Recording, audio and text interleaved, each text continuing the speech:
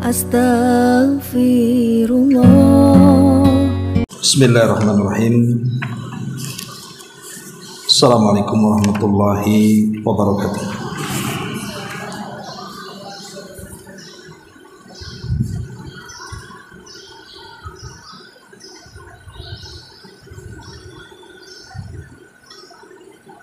Alhamdulillah wassalatu wassalamu ala Rasulillah wa ala alihi wa sahbihi wa mawalah wa la hawla wa la quwata illa billahi wa ba'd.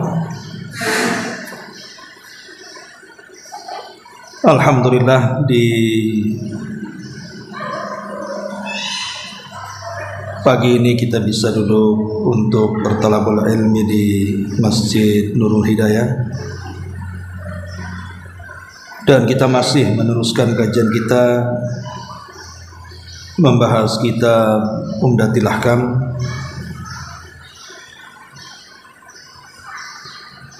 di mana kita sudah masuk ke bab ke-11, bab menghadap kiblat.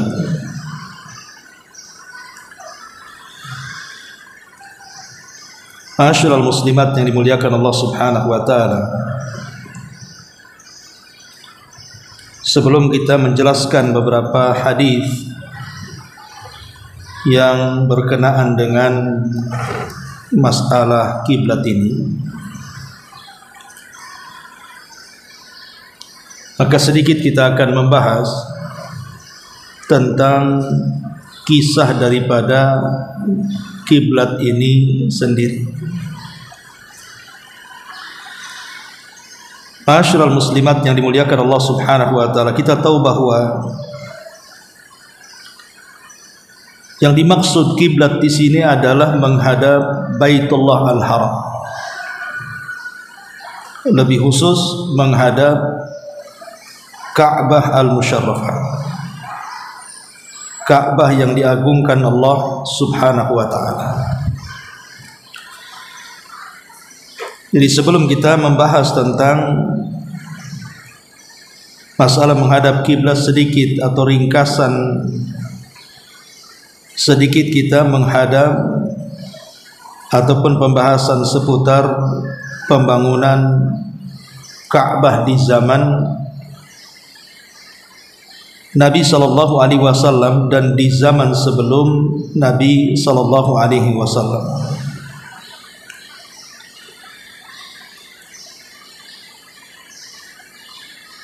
Ma'asyiral muslimat yang dimuliakan Allah Subhanahu wa taala, kita tahu bahwa Ka'bah secara khusus dan Masjidil Haram secara umum adalah tempat yang sangat dimuliakan Allah Subhanahu wa taala. Dan itu berdasarkan 9 perkara.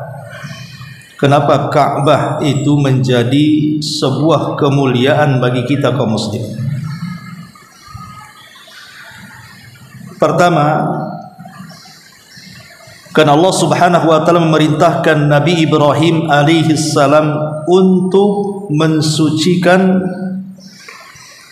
Ka'bah itu sendiri. Dan itu sebagaimana disebutkan dalam surah Al-Hajj 26. Wa tahhir baiti lit-ta'ifina wal qa'imina war ruka'is sujud. Wa Ibrahim, sucikanlah rumahku bagi orang-orang yang tawaf, bagi orang-orang yang berdiri salat, serta bagi orang-orang yang ruku dan sujud. Tentu Allah Subhanahu wa taala ketika memerintahkan Ibrahim untuk mensucikan rumah Allah, Baitullah Al-Haram,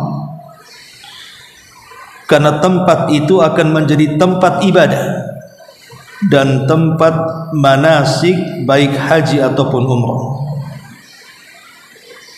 Sehingga Allah Subhanahu wa taala merintahkan untuk mensucikan rumah Allah. Maksudnya disucikan dari kesyirikan dan juga kemaksiatan-kemaksiatan atau dari kotoran-kotoran secara umum. Ini yang pertama. Yang kedua, mulianya Ka'bah. Karena Allah Subhanahu wa taala mengidhafahkan Ka'bah itu kepada Allah Subhanahu wa taala, di mana kita kenal dengan sebutan Baitullah, rumahnya Allah Subhanahu wa taala. Dan sesuatu yang disandarkan kepada Allah menjadi mulia. Apapun yang disandarkan kepada Allah, maka sandaran itu menjadi mulia.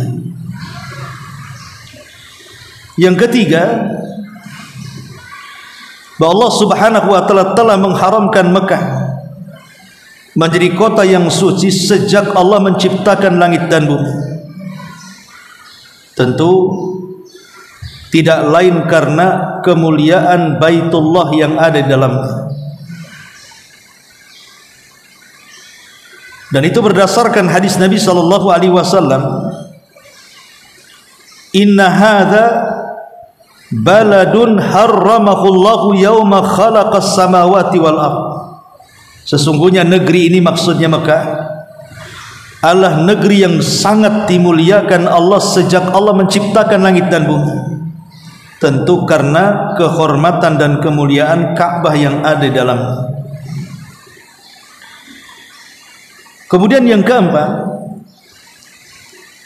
Allah Subhanahu wa taala melindungi Ka'bah dari orang-orang yang hendak menghancurkannya.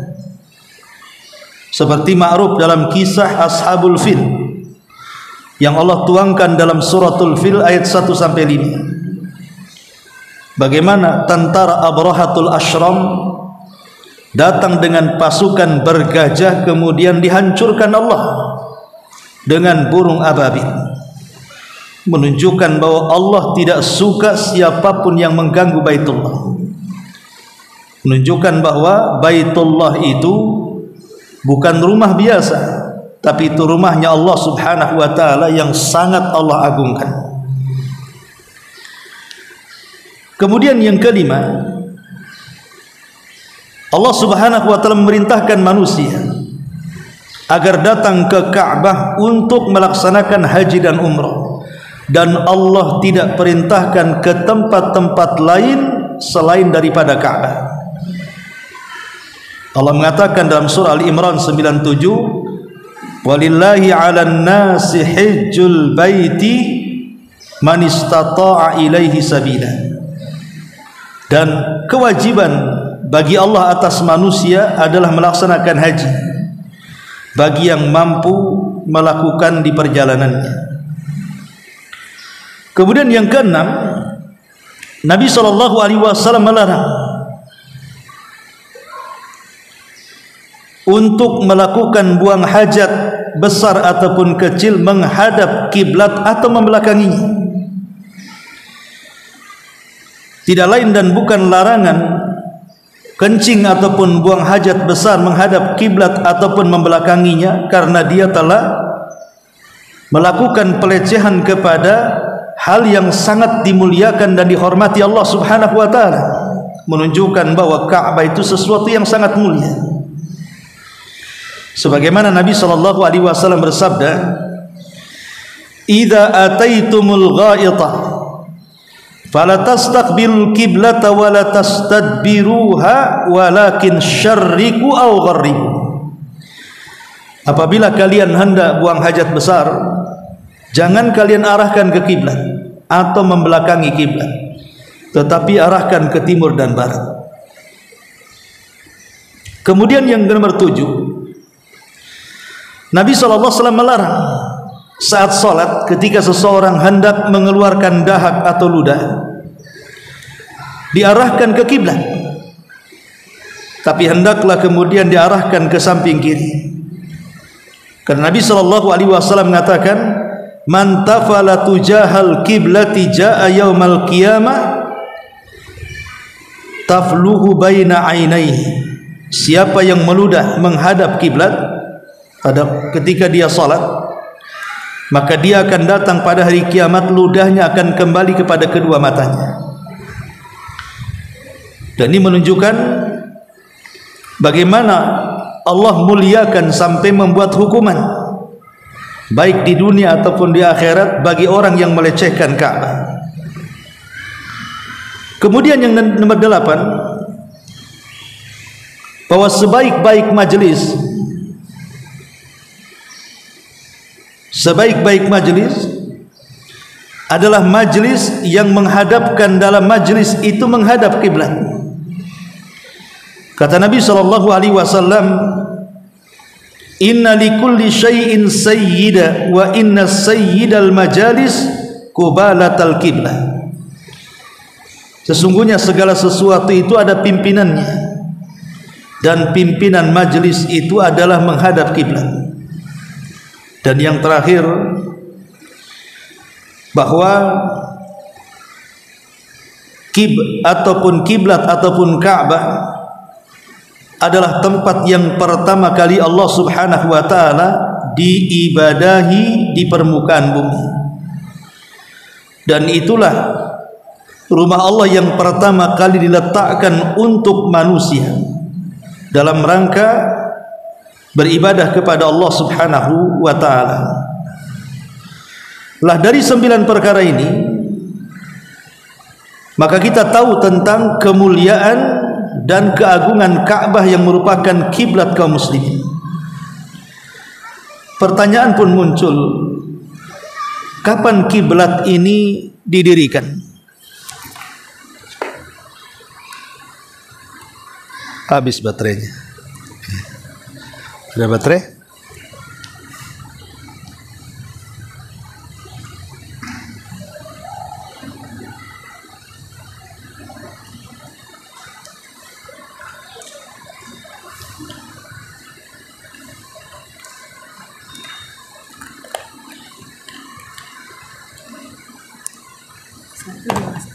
Mana caranya?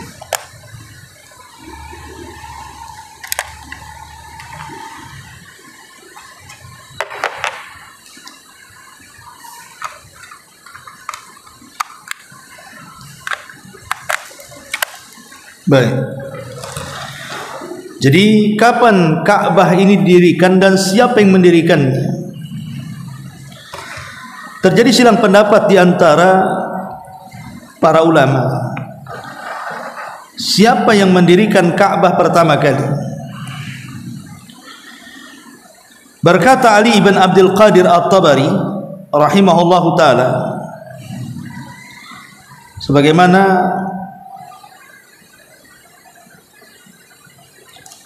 dicantumkan di beberapa kitab para ulama,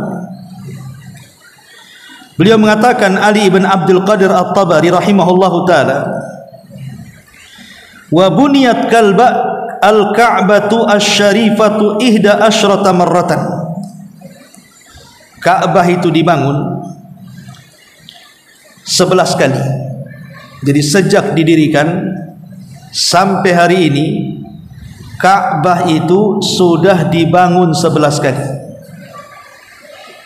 Jadi awalnya dibangun, kemudian rusak, dibangun lagi, rusak lagi, dibangun lagi, rusak lagi, dibangun lagi, sampai 11 kali. Dan yang pertama adalah binaul malaikati. Pertama yang membangun Ka'bah adalah para malaikat. Jadi para malaikatlah yang membangun Ka'bah yang ada di bumi ini. Makanya Nabi Allah Adam alaihi salatu wassalam ketika diusir dari sorga, ada yang mengatakan Nabi Adam diturunkan di Sri Lanka dan Hawa diturunkan di Jeddah. Kemudian kedua manusia mulia ini saling mencari, ketemulah di Arafah. Maka mereka pun kemudian berdoa kepada Allah dengan membaca kalimat yang Allah ajarkan tentang kalimat-kalimat taubat. Rabbana zalamna anfusana wa illam taghfir lana wa tarhamna lanakunanna minal khasirin. Maka Allah terima taubatnya. Setelah Nabi Allah Adam diterima taubatnya di tanah haram, di tanah halal, karena Arafah itu sebagiannya halal, sebagiannya haram tanahnya. Makanya boleh orang mengambil mikot di Arafah karena ada tanah haramnya di situ, perbatasan halal haram. Lah ketika Nabi Allah Adam bertobat, dia masih di tanah halal. Kemudian setelah diterima taubatnya, dia masuk ke tanah haram, kemudian menuju Ka'bah, dan Ka'bah sudah ada. Maka Nabi Allah Adam alaihi salatu wassalam kemudian melakukan ibadah. Itulah ibadah pertama yang dilakukan Nabi Allah Adam sebagai manusia pertama yang hidup di bumi. Tapi seiringnya waktu kemudian Ka'bah pun rusak. Kemudian setelah itu dibangun oleh Nabi Allah Adam alaihi salatu wassalam, diperbaiki oleh Nabi Allah Adam alaihi salatu wassalam. Tapi setelah kemudian Adam meninggal dunia, maka Ka'bah pun menjadi rusak. Sebelum Adam alaihi salatu wassalam meninggal dunia, dia berwasiat kepada putra bungsunya, namanya Nabi Allah Syith alaihi salam, agar setelah wafatnya Ka'bah diperbaiki. Akhirnya oleh Nabi Allah Syith alaihi salam pun Ka'bah diperbaiki. Kemudian setelah Syith meninggal, datang zaman Idris, kemudian datang zaman para nabi setelahnya, sampai kepada zaman Nabi Allah Ibrahim alaihi salatu wassalam. Maka Ka'bah pun rusak dan terkubur dengan tanah. Maka setelah kemudian putra Ibrahim Ismail dewasa, dan juga istri Ibrahim Sarah meninggal dunia, maka kemudian Ibrahim pun hijrah dari Palestina, kemudian tinggal di Mekah bersama anaknya Ismail. Disitulah dia mendirikan Ka'bah dari pondasinya. Artinya pondasinya sudah ada, cuman mendirikan dari di atas pondasinya. Tetapi kemudian setelah Nabi Ibrahim alaihi salatu wassalam meninggal, Ismail juga meninggal, Ka'bah pun kemudian rusak lagi. Kemudian oleh kabilah Amalika, kabilah Amalika diperbaiki.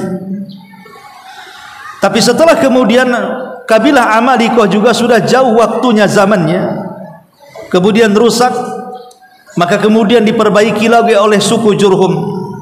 Suku Jurhum ini adalah kabilahnya istri daripada Ismail, karena Ismail itu orang Palestina, bukan orang Arab. Dia menikah dengan suku Jurhum, dan suku Jurhum itulah penduduk awal kota Mekah.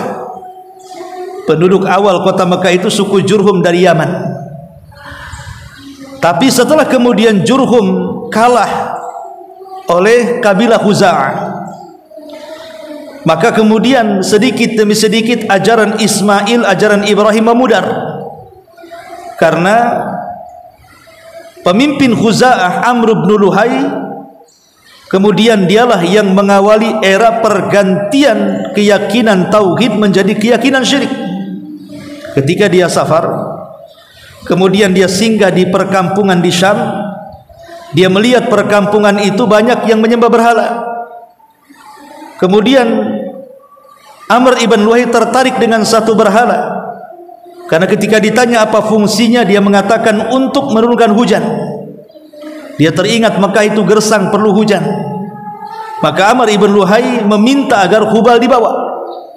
Maka dibawalah Hubal dari Syam, kemudian diletakkan di tengah-tengah Ka'bah. Sejak Hubal berdiri, akhirnya banyak berhala yang merajalela di kota Mekah, sampai zaman Nabi SAW yang disebut dengan zaman jahiliyah. Makanya Rasul mengatakan orang yang pertama kali merubah agama Ibrahim dan Ismail adalah Amr ibn Luhai al-Khuzai. Lah suku Jurhum yang dikalahkan oleh orang-orang Khuza'ah, mereka sempat juga memperbaiki Ka'bah dan juga berhasil menimbun Zam-Zam sebelum diambil oleh Khuza'ah, sehingga Zam-Zam tidak ditemukan ratusan tahun, baru ditemukan di era kakek Nabi SAW Abdul Muttalib, karena mimpi kemudian dia mengikuti alir mimpinya, akhirnya mendapatkan petunjuk, digali, maka kemudian air Zam-Zam ditemukan kembali sampai hari ini. Zam-Zam akan terus ada airnya. Kemudian setelah suku Jurhum kalah dengan Khuza'ah, kemudian Ka'bah roboh, maka oleh Bani Qusay, kakek buyut Nabi SAW Qusay, kemudian dibangun kembali dan diperbaiki.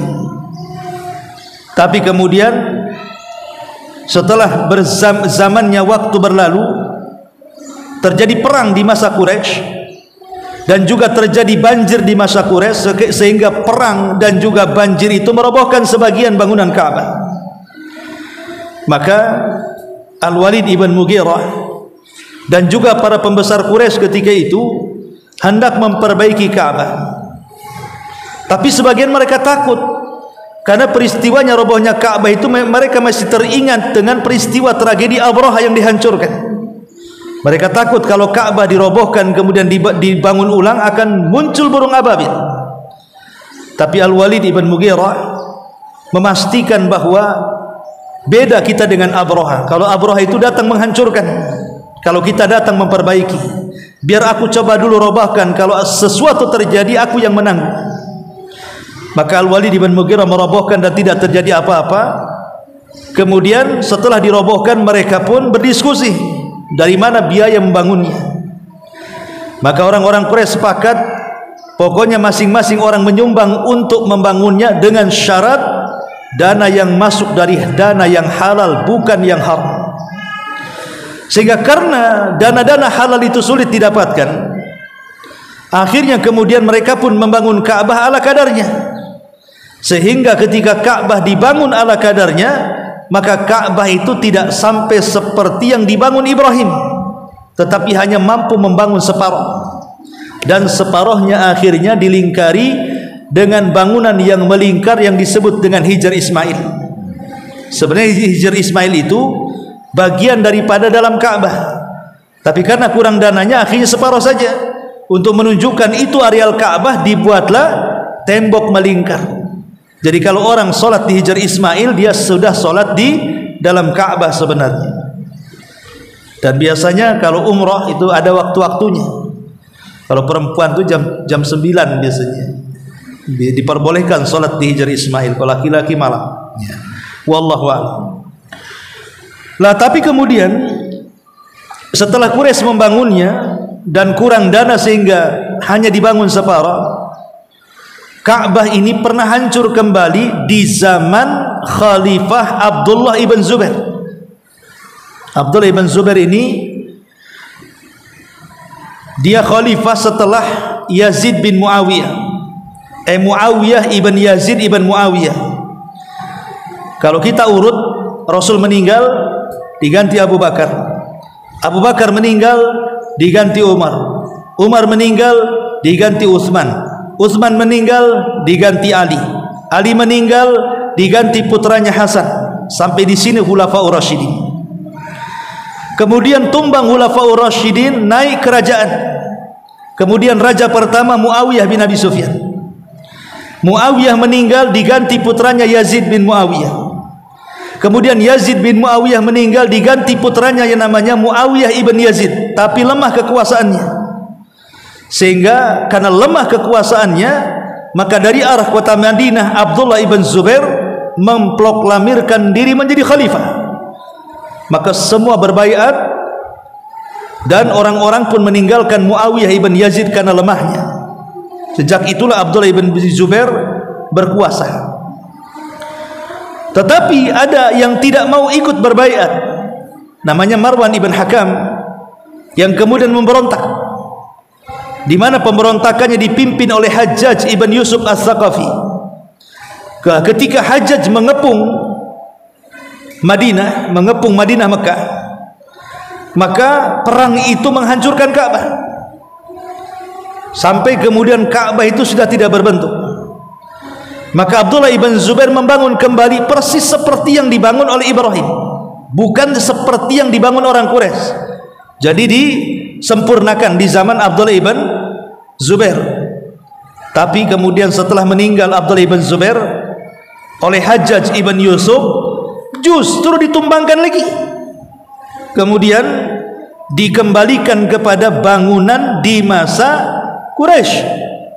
Padahal sudah betul Abdullah bin Zubair ini mengembalikan bangunan Ka'bah seperti bangunan Ibrahim, bukan persegi tetapi persegi panjang, bukan kotak. Kalau sekarang kan kotak modelnya. Kalau zaman Ibrahim kan persegi panjang, dia kayak meja begini, ya, persegi panjang namanya ya.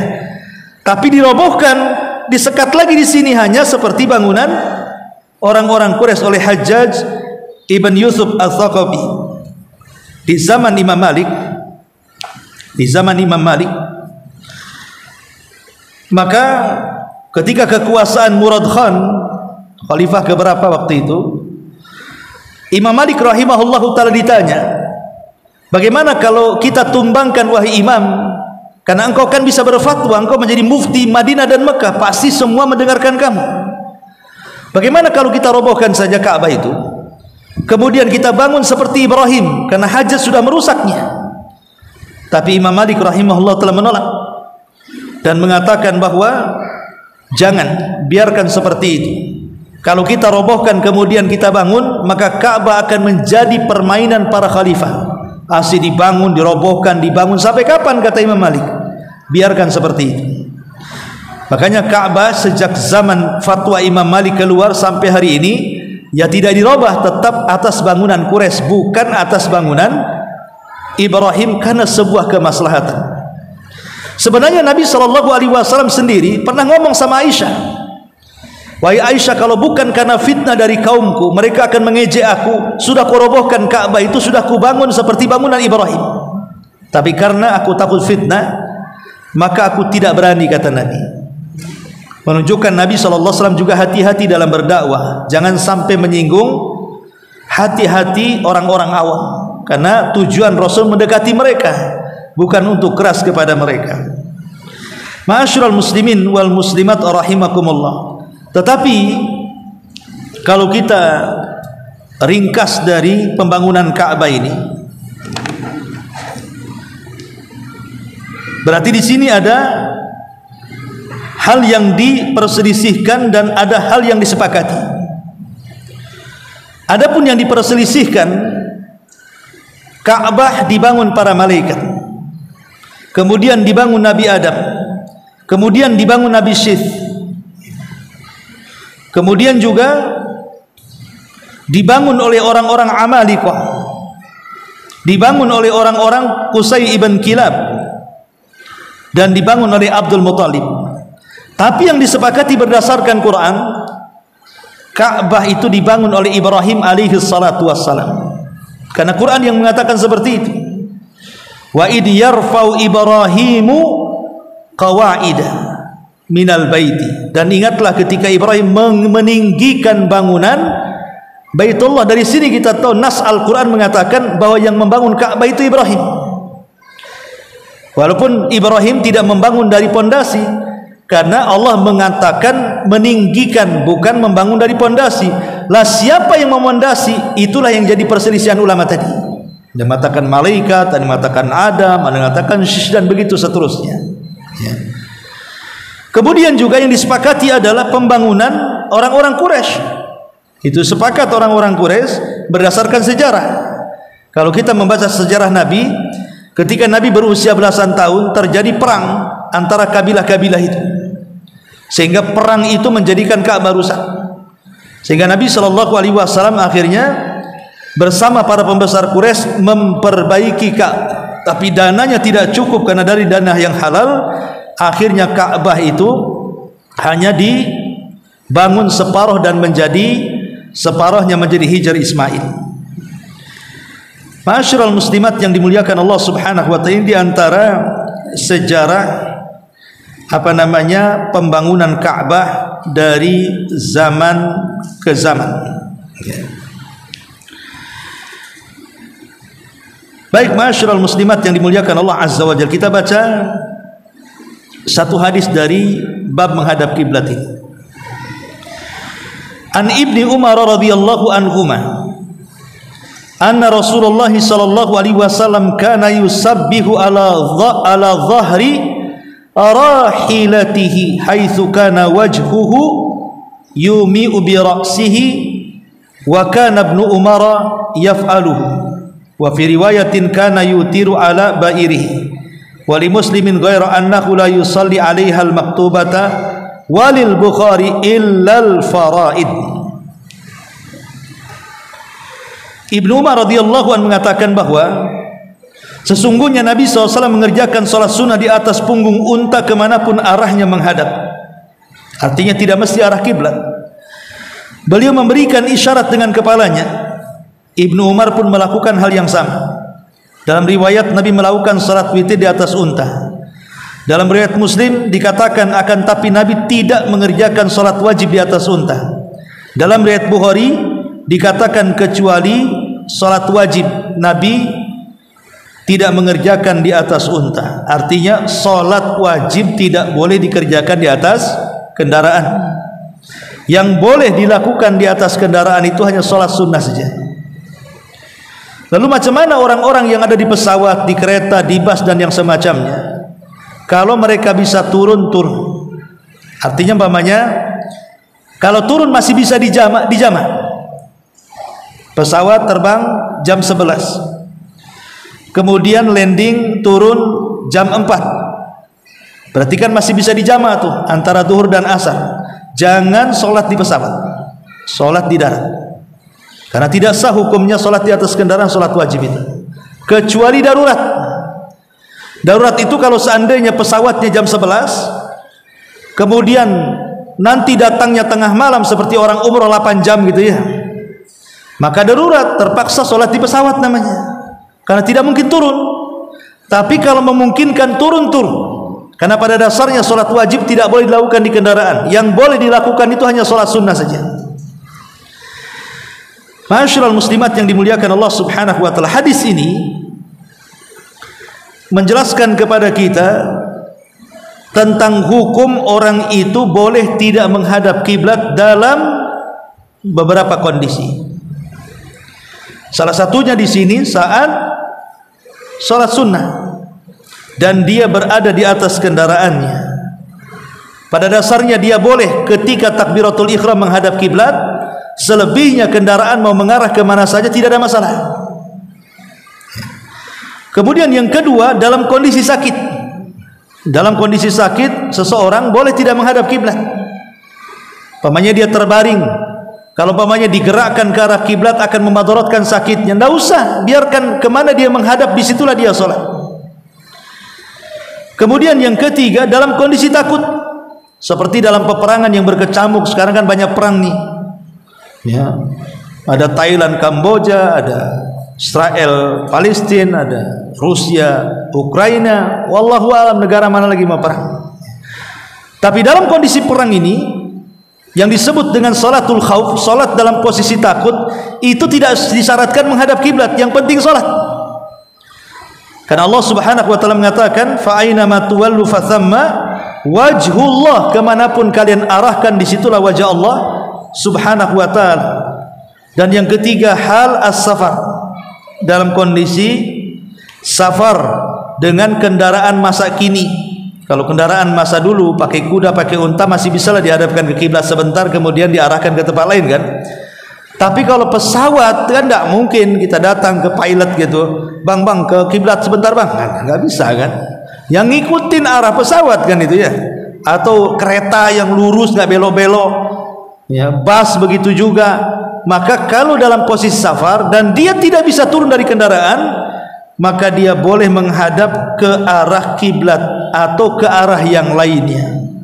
Inilah diantara perkara seseorang itu boleh menghadap kiblat dan tidak menghadap kiblat. Kemudian juga hadis yang lainnya, An Ibni Umar radhiyallahu anhu qala bainama an-nasu bi Quba fi salati subhi ija'ahum atin faqala inna an-nabiyya sallallahu alaihi wasallam qad unzila alaihi lailata qur'an wa qad umira an yastaqbilal qiblata fastaqbiluha wa kanat wujuhuhum ila syam fastadaru ilal ka'bati. Ibnu Umar menuturkan bahwa orang-orang yang berada di Kuba sedang mengerjakan sholat subuh. Tiba-tiba ada orang yang datang dan mengatakan, sungguh semalam Al-Quran telah turun kepada Nabi. Beliau diperintahkan untuk menghadap kiblat. Oleh karena itulah menghadaplah kalian kiblat. Tatkala itu wajah-wajah mereka menghadap ke Syam, mereka lantas berputar 180 derajat ke arah Ka'bah. Ma'asyiral muslimat yang dimuliakan Allah Subhanahu wa taala. Hadis ini menjelaskan tentang sejarah pengalihan kiblat. Jadi Nabi SAW seketika di Mekah, beliau menghadap dua kiblat. Jadi ketika beliau di Mekah, beliau menghadap dua kiblat. Jadi sambil menghadap ke Syam, dia pun menghadap ke Ka'bah. Umpamanya Syam di sana, ya Ka'bah di sini, ya Nabi sholat di sini. Jadi sekalian ke Ka'bah, sekalian ke Syam. Ketika di Mekah, dua kiblat diarahkan. Tapi ketika di Madinah, mustahil menggabungkan dua kiblat, karena antara Mekah dan Syam itu balik belakang kan begitu ya. Kalau menghadap ke Syam membelakangi Ka'bah, kalau menghadap Ka'bah membelakangi Syam. Sehingga Nabi SAW selama 6 bulan berada di, ada yang mengatakan 9 bulan berada di Madinah, Nabi menghadapkan kiblatnya ke arah Syam dan membelakangi Ka'bah. Tapi setelah 6 bulan, yang mengatakan 9 bulan, turun ayat ujian bagi kaum muslimin tentang pengalihan kiblat dari Baitullah Al-Maqdis menuju Baitullah Al-Haram. Di sini Nabi diuji oleh Allah Subhanahu wa taala. Kenapa? Karena pengalihan kiblat ini Nabi dicemooh. Orang-orang Yahudi mengatakan, itu agama apa itu katanya? Masa agama main-main kiblat katanya? Ini agama enggak benar. Memprovokasi orang Yahudi itu. Orang-orang musyrik malah mengatakan, gimana si Muhammad itu? Kemarin dia sholat menghadap Baitul Maqdis, sekarang menghadap ke kiblat kami. Jangan-jangan dia mau balik lagi ke agama kami gitu. Orang-orang musyrik buat gaduh lagi. Akhirnya kemudian sempat Nabi goncang gara-gara pengalihan kiblat ini. Tapi ini ujian bagi kaum muslimin. Makanya kemudian Nabi SAW dengan tegas, Allah sudah memerintahkan kita menghadap kiblat, hadapkan ke kiblat, belakangi Baitul Maqdis. Ada yang mengatakan alasannya, kenapa Nabi SAW bertahan beberapa bulan menghadap Baitul Maqdis? Karena yang dihadapi di Madinah itu bukan orang musyrik, tapi orang Yahudi. Jadi dengan menyamakan kiblat, mudah-mudahan hati Yahudi tertarik masuk Islam gitu ya. Tapi sudah beberapa bulan tidak ada satupun Yahudi yang masuk Islam. Jengkel Nabi. Ini sudah didekati, kiblatnya sudah disamakan, tak juga mau masuk Islam kan? Akhirnya Nabi selalu memandang ke langit dan ingin kiblatnya dirubah. Sejak itulah turun ayat, qad nara taqalluba wajhika fis sama' falanuwalliyannaka qiblatan tardaha. Kami sudah melihat wajahmu selalu ditengadahkan ke langit dan kami tahu engkau suka arah kiblat. Maka Rasulullah mengatakan, fawalli wajhaka syatral masjidil haram. Sekarang malam ini juga arahkan wajahmu ke Masjidil Haram. Masalahnya ketika ayat ini turun, orang-orang yang di Kuba tidak tahu. Karena kita tahu bahwa Kuba ke kota Madinah kan cukup setengah jam naik bus itu kan. Kalau jalan kaki bisa 2 jam kan itu ya. Jadi cukup jauh, orang-orang Kuba tak tahu, apalagi turunnya di malam hari. Lah ketika esok hari orang-orang Kuba sedang sholat subuh, mereka tidak tahu kalau kiblat sudah dipalingkan. Mereka sedang sholat subuh menghadap Baitul Maqdis. Ketika rakaat pertama selesai, masuk ke rakaat kedua, utusan Rasul baru datang memberitahu, ala wa innal kiblata qad surifat. Kiblat sudah dialihkan, jangan lagi menghadap Baitul Maqdis. Bayangkan dalam posisi ruku di rakaat kedua, sahabat berputar 180 derajat. Bayangkan. Tadinya menghadap Baitul Maqdis ke sana, 180 derajat putar ke sana. Dalam posisi ruku mutar. Setelah mereka sholat, mereka menghadap Nabi, ya Rasulullah, apakah rakaat pertama kami sia-sia? Karena turun ayat itu turun semalam, sementara kami tidak tahu apakah rakaat kami sia-sia, apakah rakaat yang kedua saja yang diterima. Maka Allah Subhanahu wa taala turunkan ayat bahwa salat kalian diterima baik rakaat pertama atau rakaat kedua, baik rakaat pertama menghadap Baitul Maqdis karena ketidaktahuan, atau rakaat kedua menghadap Ka'bah setelah pemberitahuan. Allah tidak akan menyia-nyiakan salat kalian, kata Allah. Dari sini maka sejak pengalian kiblat dari Baitul Maqdis ke Baitul Haram, sejak itu kiblat kaum muslimin tidak pernah berubah sampai hari ini, bahkan sampai kiamat, bahkan sampai Ka'bah dihancurkan oleh Dzu Suwaikotaini di akhir zaman. Tetap arah kita ke Ka'bah. Kemudian hadis yang terakhir di sini, An Anas bin Sirin qala istaqbalna Anasan hina qadima minasyam falaqinahu bi'aini tamri fara'aituhu yusalli ala himar wa wajhuhu min dza'al janib ya'ni an yasaril qiblah faqultu ra'aituka tusalli ghairil qiblati faqala laula anni ra'aitu an-nabiyya sallallahu alaihi wasallam yaf'aluhu ma fa'altuhu. Anas bin Sirin mengatakan, kami menyambut kedatangan Anas bin Malik ketika dia tiba di Syam. Kami menemuinya di satu tempat namanya Ainu Tamr. Kulihat dia mengerjakan solat di atas keledai dan wajah beliau menghadap ke arah ini. Maksudnya ke sebelah kiri kiblat, tidak menghadap kiblat langsung. Anas bin Sirin bertanya, kenapa tadi aku melihat engkau wahai Anas mengerjakan solat tidak menghadap kiblat? Maka Anas bin Malik menjawab, sekiranya aku tidak melihat Rasul pernah mengerjakannya, enggak mungkin aku kerjakan, kata. Aku ini mengerjakan seperti yang dikerjakan Nabi. Karena posisi orang di atas kendaraan itu tidak mewajibkan menghadap kiblat. Dia mengikuti arah kendaraan laju.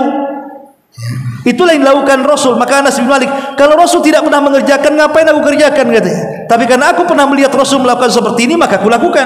Begitulah ittiba para sahabat kepada Nabi Sallallahu Alaihi Wasallam. Dan tadi sudah dijelaskan kondisi-kondisi orang yang boleh menghadap selain daripada kiblat. Wallahu alam, ini secara ringkas keterangan tentang bab ke-11. Baik, sampai di sini. Sebelum saya tutup, silakan kalau ada yang bertanya.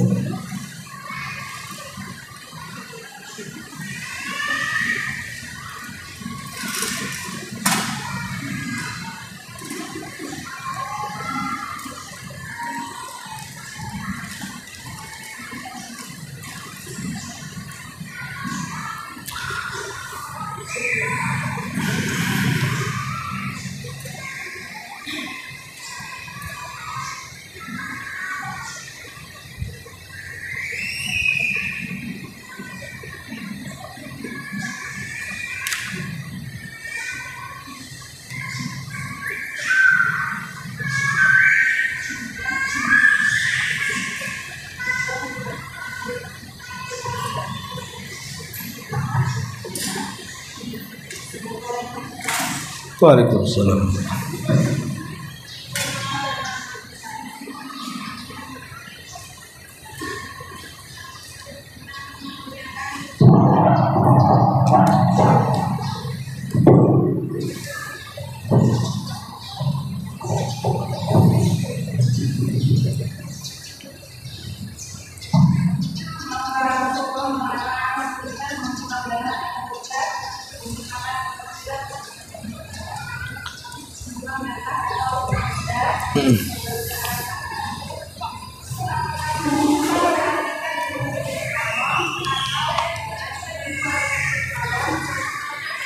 Itu umum dalam setiap salatun. Umum dalam setiap salat. Iya, jadi ketika salat sunnah, salat wajib di masjid sini, di Masjidil Haram, di Masjid Nabawi, pokoknya di semua masjid, ketika salat di rumah, umpamanya nih, ibu habis makan lupa sikat gigi. Kemudian ada satu butir nasi nempel di gigi, kan biasanya tekunyah tuh. Gitu kan? Jangan gini, jangan gitu. Tapi ludahkan ke kiri. Nah, gitu. Atau kalau tidak, mungkin ibu pakai jilbab bisa. Namanya pakai jilbab, taruh di jilbabnya. Tapi jangan diludahkan. Jangan begitu. Nanti pada hari kiamat ludah akan balik ke mukanya.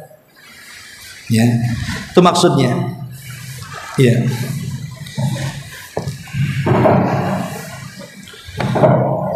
Baik, sampai di sini kalau tidak ada tanya kita tutup. Subhanallah bihamdika asyhadu an la ilaha illa anta astaghfiruka wa atubu ilaik. Allahu ta'ala alam. Assalamualaikum warahmatullahi wabarakatuh.